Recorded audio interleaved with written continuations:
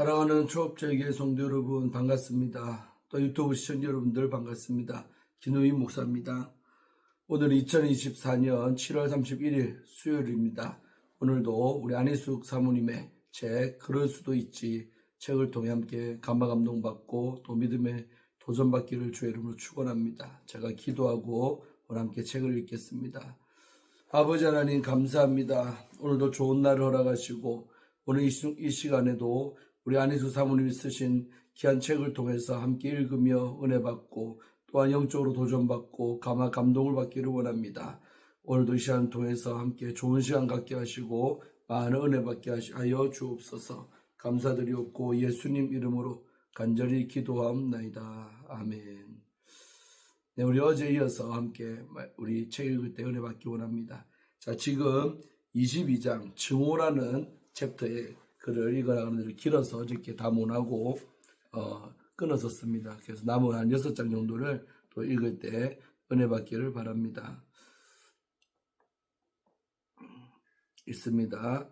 그런 위선자들 때문에 참 신자들과 참 목자들은 손가락질 받아요. 그래서 그들은 괴로워하고 염려하지요. 그러나 세상 일은 잠시예요. 어느 누구에게나 죽음은 찾아오지요. 나이가 많아 죽는 것은 자연적인 일이지만 젊어서 죽는 경우도 많아요. 병으로, 사고로, 전쟁으로 생각지도 않았는데 죽음이 찾아오지요. 죽는 날을 자신 있게 말하는 사람은 한 사람도 없어요. 죽음을 도외시하고 자기의 쾌락이나 명예나 물질에만 관심을 두는 사람은 불쌍한 사람이에요. 만일 이러한 사람이 죽음을 만나게 되면 어떻게 될까요? 예수님을 자기의 목적을 이루는 수단으로만 생각한다면 이것은 참으로 어리석고 위험한 생각이지요. 인간은 어떤 식으로든 한 번은 죽게 되지요. 그 후에는 영원한 세계에서 살게 되지요. 그 세계가 천국이든 지옥이든 말이죠. 그렇기 때문에 위선자들은 불쌍해요. 그들은 지옥에서 살게 되니까요. 우리는 이 세상을 정직하고 지혜롭게 살아야 해요.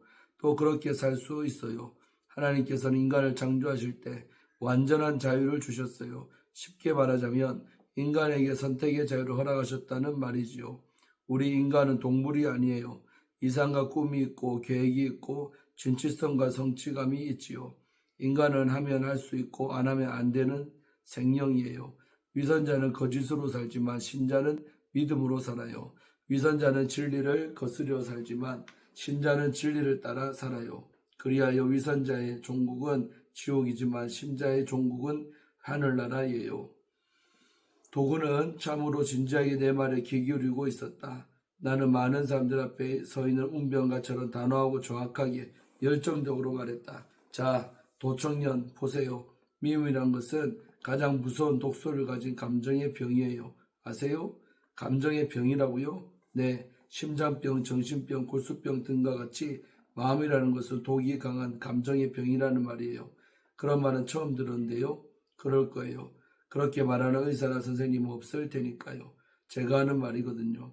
어떤 병이든지 걸리면 그 사람은 아프고 상하고 여러모로 손해가 나지요. 그렇죠? 네, 그렇습니다. 미움을 질병이라고 하는 이유는 그 미움의 대상은 전혀 피해보는 일이 없이 그 감정을 품고 있는 당사자만 피해본다는 의미에서예요. 내가 누구를 미워하면 그 미움을 받는 상대에게는 아무 손해가 없지요. 앞에서 말했던 그런 병처럼 말이에요.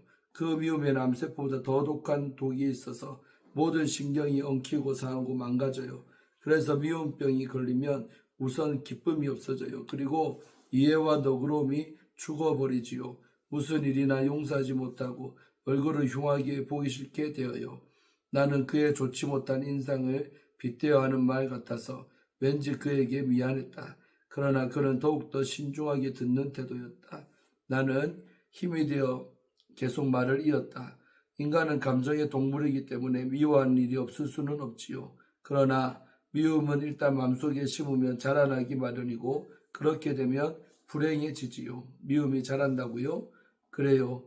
미움은 고치거나 없애버리지 않으면 자꾸 커진답니다. 처음에는 말씨감이었는데 다음에는 행동이 밉고 나아가 먹는 것이나 웃는 것까지 미워지게 된답니다. 심지어 이름만 들어도 미워진답니다. 그는 고개를 끄덕였다. 이해하는 태도였다.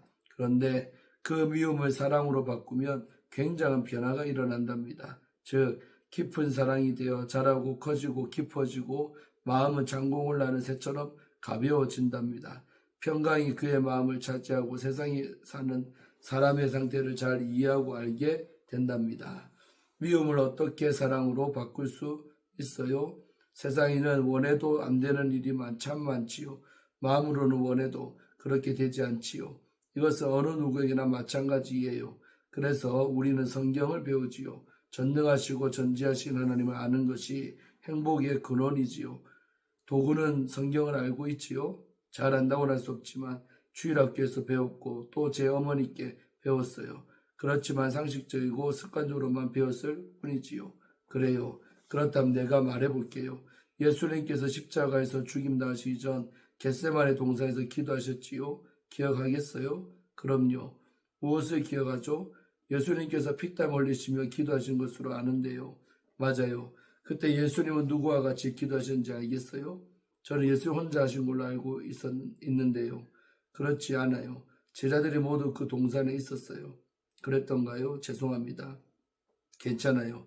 그 동산에는 예수님이 계신 자리에서 멀지 않은 곳에 베드로와 야고보와 요한이 자고 있었고 좀 더 떨어진 곳에는 나머지 7 제자들이 자고 있었어요. 가룟 유다는 그곳에 없었지요. 그는 나중에 나타났지만 말이죠. 예수님께서는 겟세마네 동산에 오시기 전 이미 제자들에게 자신이 어떻게 고난을 받고 죽임을 당할 것인지 말씀하시고 부활하셔서 갈릴리에서 다시 만나리라는 것도 일러주셨어요. 또 예수님이 잡히실 때 제자들이 다 도망칠 것이라고도 하셨어요.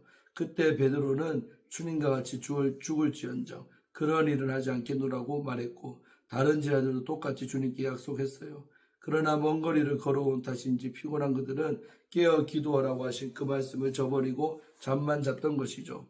그들은 예수님께 큰 소리로 약속한 것을 곧 잊어버린 셈이지요. 그 마음을 하신 예수님은 마음은 온로되 육신이 약하구나 하시고 혼자 피땀을 흘리며 기도하셨지요.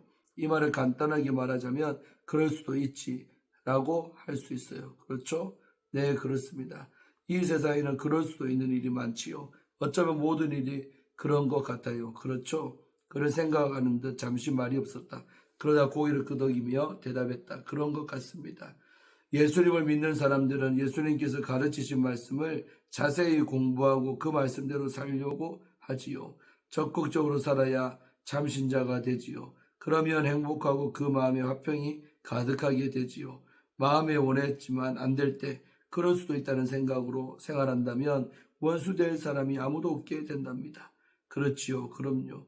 또한 예수님께서는 베드로가 형제의 죄를 7번까지 용서해 주면 되겠느냐고 물었을 때 70번씩 7번이라도 용서라고 하셨어요. 이것은 끝도 없이 용서라는 뜻이에요. 이는 늘 그럴 수도 있지 하는 자세를 가지라는 말이지요. 그렇게 하다 보면 무한히 용서할 수 있겠지요. 네, 정말 그렇겠습니다. 또 들어보세요. 성경에 내 부모를 공경하라는 말씀이 여러 군데 있어요. 구약시대의 모세는 부모를 공경치 않는 자는 돌로 쳐 죽이라고 했어요. 나는 도의 얼굴이 화끈해지는 것을 보았다. 그는 나를 바로 쳐다보지 못했다. 도군이 난처하였지만 나는 다른 말로 돌릴 마음은 없었다. 하나님 말씀은 언제 어디서나 하나님 말씀이에요. 변경시키지도 더하지도 빼지도 못하는 절대적인 말씀이지요. 부모님의 행동은 모든 것을 아신 하나님께서 친히 처리하실 겁니다. 따라서 자녀는 부모를 판단하거나 시비하거나 미워해서는 안 됩니다. 자녀는 자녀의 역할을 다해야 합니다. 도청년, 어차피 우리는 죽지 않소. 더욱이 부친께서는 먼저 돌아가실 터인데 말이에요. 하나님께서는 남자에게 모든 것을 다스릴 수 있는 권한을 주셨어요. 이런 큰 축복을 주셨는데 자기의 마음 하나도 다스리지 못한다면 비극 중에 비극이지요. 그렇지만 어떻게 마음을 다스릴 수 있어요? 그렇지 못할 때가 더 많은 것 같은데요. 인간은 동물이 아니지요. 동물은 본능으로 살지요. 고픈 배를 채우기 위해 다른 동물을 죽이지요. 동물들은 생각이나 사상이나 능력이 없어요.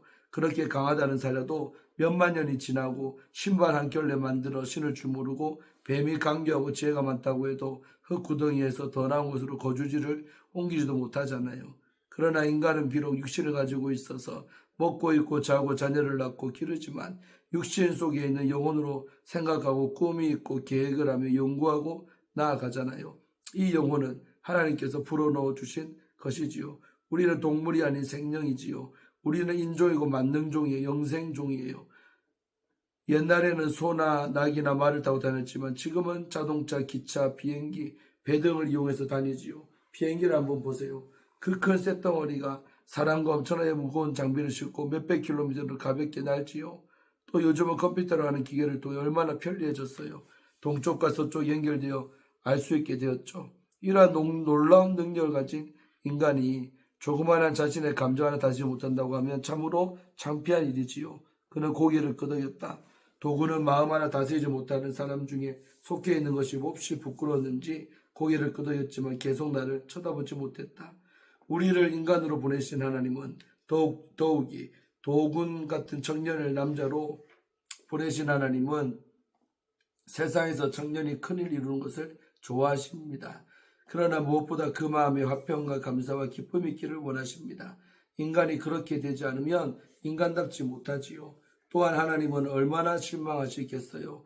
인간답지 못한 생활은 곧 후회와 절망과 불행의 연속이지요. 이것은 참으로 심각한 문제이지요. 그렇지 않겠어요? 그는 어떤 면으로는 심하고 무리하기까지 내 말을 잘 받아들이고 있었다. 그의 얼굴은 흥분되어 있었다. 나는 그를 위로하고 싶었다. 독은 장가를 가야지요. 그는 나를 쳐다보며 웃으며 말했다. 여자는 없습니다. 행복하려면 부인을 잘 만나야 해요. 좋은 여자 하나 소개해 주세요, 여사님. 독은의 얼굴은 많이 밝아졌고 보기 좋았다. 독은 장가가야 할 나이가 됐죠? 넘었습니다. 너무 늦은 셈이지요. 연애라도 하지요? 여사님이 소개해 주시면 눈을 감고라도 장가 가겠습니다. 왜요? 나를 그만큼 믿는다는 말이에요? 네, 절대적으로 여사님을 믿겠습니다. 우리 교회 성도들은 나를 믿지 않는데 도시가 나를 언제부터 알았다고 믿어요? 네, 나를 믿을 만한 사람이 못 된다고요? 그럴 리가 있겠어요? 있고 말고요. 우리 교회 성도들은 내가 아무리 말해도 내 말을 결코 믿지 않는다고요.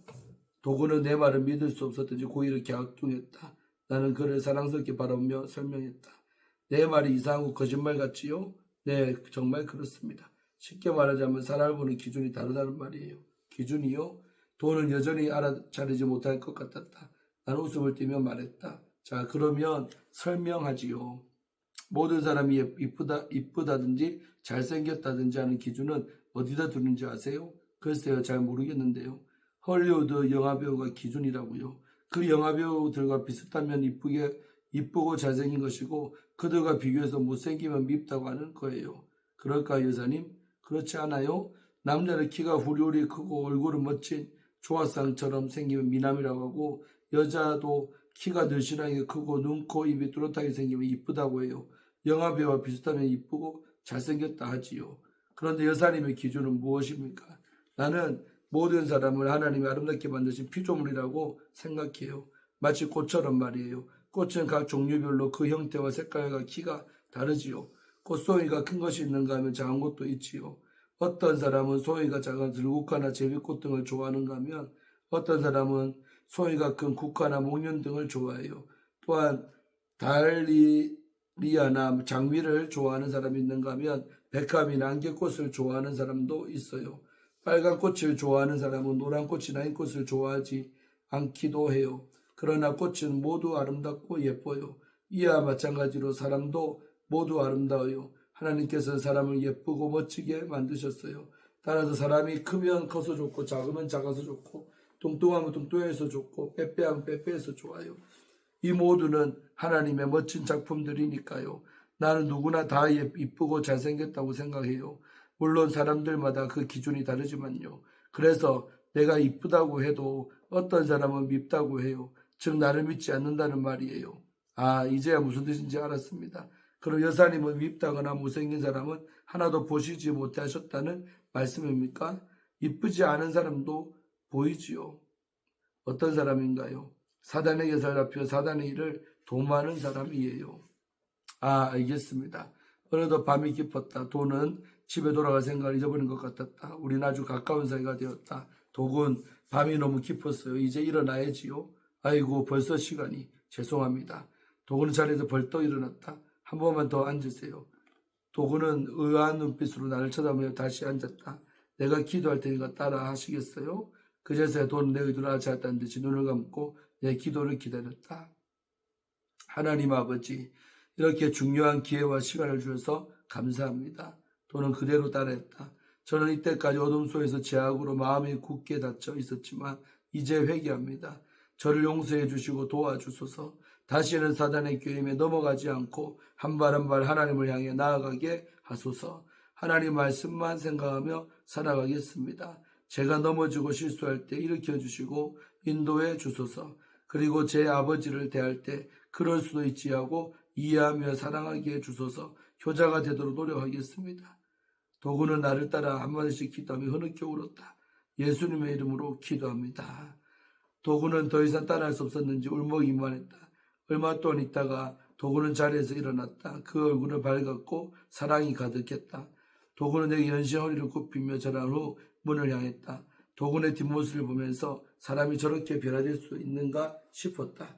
나는 도구의 변화를 눈앞에서 목격하고서도 내 눈을 의심할 정도였다. 나는 하나님께 영광을 돌리며 그 자리에서 일어나 내 방으로 향했다. 아멘. 예, 다 읽었습니다. 22장 끝났습니다. 자, 우리 23장 짧은 글입니다. 몰랐어요. 정말 당신은 미쳤군요. 하나님 계신 걸 몰랐다니. 그걸 말이라고 하는 거예요. 당신이 살아서 기동하는 것이 당신의 힘과 지혜와 의지라고 생각해요.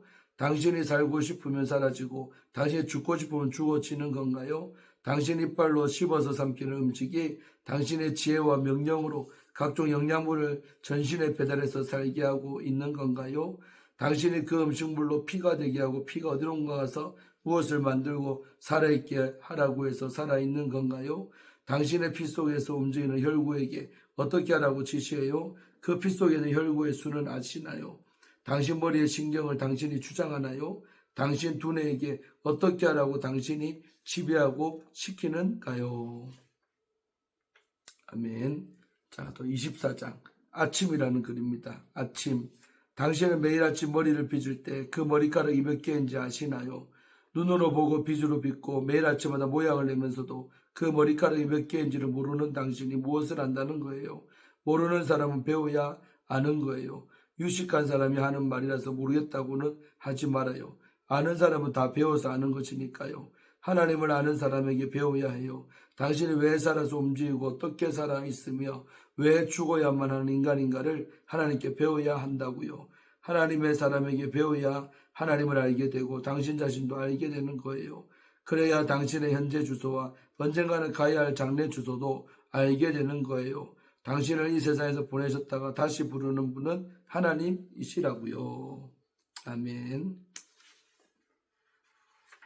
25장 나그네라는 글입니다. 나그네. 당신은 나그네예요. 이 세상은 당신의 고향이 아니에요. 언젠가 그때가 되기만 하면 젊든지 건강하든지 병들었든지 대학자이든지 사장이든지 대장군이든지 훌쩍 이 땅에서 없어지는 거예요. 당신을 세상에 가라고 보내신 분이 오라 하시면 애원해도 탄원을 해도 소용이 없답니다. 그저 가는 거예요. 그저 없어지는 거예요. 떠나간다는 말이에요. 죽는다는 거예요. 그러니까 나그네란 말이지요. 나그네가 뭘 그렇게 모으는 거예요. 뭘 그렇게 숨기고 쌓아놓고 저축하는 거예요. 뭘 하려고 아끼고 빼앗고 감추는 거예요. 나그네. 떠나가는 당신인데 다 두고 당신 혼자서 떠나야 하는데 하나도 못 가져가는 것들인데 기억하세요. 당신은 나그네란 말이에요. 26장 불쌍한 사람. 박사라면서 교만한 사람을 봤어요? 부자라고 우쭐대는 사람을 보았어요? 높은 벼슬 한다고 능청 떠는 이도 있던데요. 우습지요. 불쌍하지요. 그런 사람들은 자기가 간 속에 누웠을 때 조객들이 조문을 받으며 땅속으로 흙으로 돌아갈 일을 생각해 본 적이 있을까요? 흙에서 온 육신은 흙으로 돌아가지만 자랑하며 교만하며 뻐기던 그 영혼은 어디로 갈까요? 진정 불쌍하다는 말은 이런 일에만 해당되는 말이 아닐까요? 그래서 전도자는 외쳐야만 하는 거예요. 준비하라고요. 우리 27장 한 장만 더 읽고 마치겠습니다. 고집이 무엇인지 아세요? 자기만 들여다보는 고집병 환자란 말이에요. 자기 이해, 자기 의견, 자기 습관, 자기 성격, 그 외에 다른 것은 보지도 않고 듣지도 않고 짐작도 않고 생각도 안 하는 그런 알맹이 무지몰각을 말하는 거예요. 고집은 천해요. 치사해요. 염치도 눈치도 없어요. 해롭고 상하게 하고 망쳐요. 고집은 감정의 질병이에요. 더럽지요. 연병 환자니까요. 고집을 의지로 오해하지 마세요. 고집은 죽이는 것이지만 의지는 살리는 것이니까요. 어떤 미련한 바보는 고집을 부리면서 의지가 강해서 그렇대요. 세상 참 우스운 일도 많지요. 왜 다들 그런 소리 하잖아요. 평생 소신대로 의지대로 살아왔는데 알고 보니 세상 속아 살았다고. 그렇지만 속는 바보나 속지. 웃기지 마세요. 누가 속는다고. 허이 참. 네, 오늘 여기까지 읽고 내일 28장 읽겠습니다. 참 짧은 건데 짧은 대로 영감이 있고요. 또 아까 오늘 길게 있었던 증오라는 그 글도 너무 은혜가 되죠. 그래서 안희수 여사님 상담을 통해서 이 도군이라는 청년이 부모님을 이해하게 되고 용서하게 되고 하면서 이제 새로운 인생을 이렇게 시작하게 되는 것을 우리는 봤습니다. 그래서 참 이렇게 하나님의 종들이 상담 하나 잘해서 그들의 인생을 새롭게 해주는 걸 볼 때 저도 주의 종으로서 상담을 또 하는 사람으로서 또 많이 이렇게 또 도전을 받습니다. 더 지혜를 주셔서 집회 현장에서 만나는 또 고민 중에 염려 가운데 사는 두려움 가운데 사는 많은 영혼들에게 유익을 주는 그런 주의 종 될 수 있도록 또 저도 기도하고 또 여러분들도 기도하시기를 주의 이름으로 축원합니다. 예, 제가 기도하고 마칩니다. 하나님 감사합니다. 오늘도 귀한 우리 안희숙 사모님의 글을 통해서 은혜 받게 하심에 감사합니다. 너무나도 멋진 인생, 너무나도 가치 있는 인생을 사셨던 이 안희숙 여사님께 우리가 도전받습니다. 우리들도 단 한 명의 영혼이라도 더 주님께로 인도하고 영혼 구원한 일에 애를 쓰며 애타는 그런 우리가 다들 되게 하여 주셔서 우리 안희숙 사모님 주셨던 그 영혼 구령의 열정이 우리 모든 조업자의 성도님들과 또 유튜브 우리 시청자, 구독자, 성도님들 심령 가운데 임하게 하여 주옵소서. 그래서 너는 때를 어떤지 모르든지 항상 하나님의 말씀을 전파하신 우리 하나님의 말씀대로 실천하며 살아가는 우리가 다 되게 하여 주옵소서. 감사드리옵고 예수님 이름으로 간절히 축복하며 기도 올려옵나이다. 아멘. 사랑하는 성도 여러분, 오늘 하루도 좋은 하루 되시고 승리하시기를 주의 이름으로 축원합니다. 또 내일 아침에 뵙도록 하겠습니다. 집회를 위해서 기도 많이 해주시기를 부탁드리겠습니다. 샬롬.